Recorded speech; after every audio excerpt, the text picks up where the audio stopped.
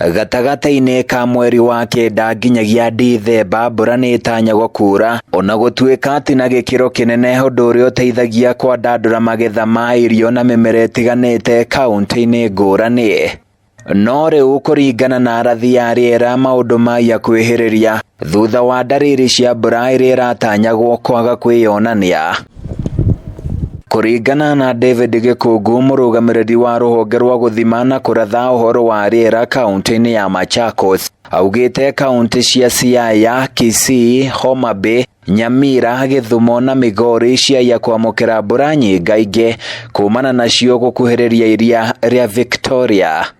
There is also the whole situation of the continent being surrounded by bodies of water that store a lot of memory, and this normally has a lot of implication on the kind of weather that we will expect in the coming number of days, months, and so on. Kaunti iria irĩ gĩtarũ-inĩ kĩa irathĩro na ithũĩro rĩa bũrũri itanyĩte kwamũkĩra mbura nini makĩria ũkĩringithania na hau kabere. Gikungu akĩgweta kaunti cia Nyandarua, Baringo, Turkana, Nyeri, Nandi na Ikuru, Laikipia gatagatĩ-inĩ ka ingĩ nĩ ikigumirwo nĩ thĩna ũyũ makĩria. Around this season when we normally have a lot of rainfall here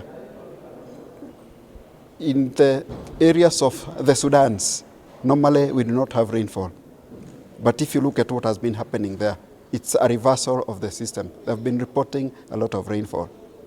Yeah, so that is the situation.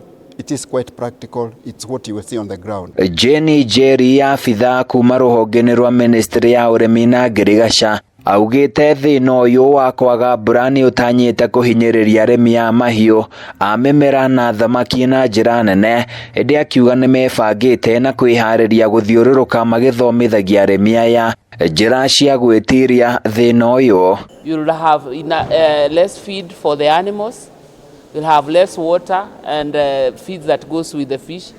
We will have less rainfall for our crops. And with that, definitely that will kind of trigger other things like the prices, the food prices and all that. But there are contingency measures in the agriculture sector. Thina uyu wa wagi wa mbura njiganu ugukorwo ugomeire bururi kwa ihinda ria imera ithano kirumaniririo, ndeto iria itumite namba nene ya Kenya kugumirwo ni ng'aragu nene.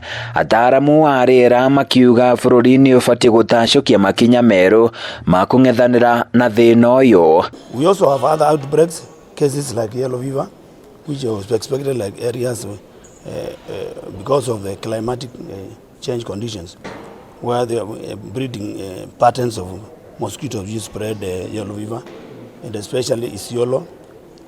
And then in the coastal regions and northeastern parts, emergence of the new mosquito transmitted disease called chikungunya and dengue.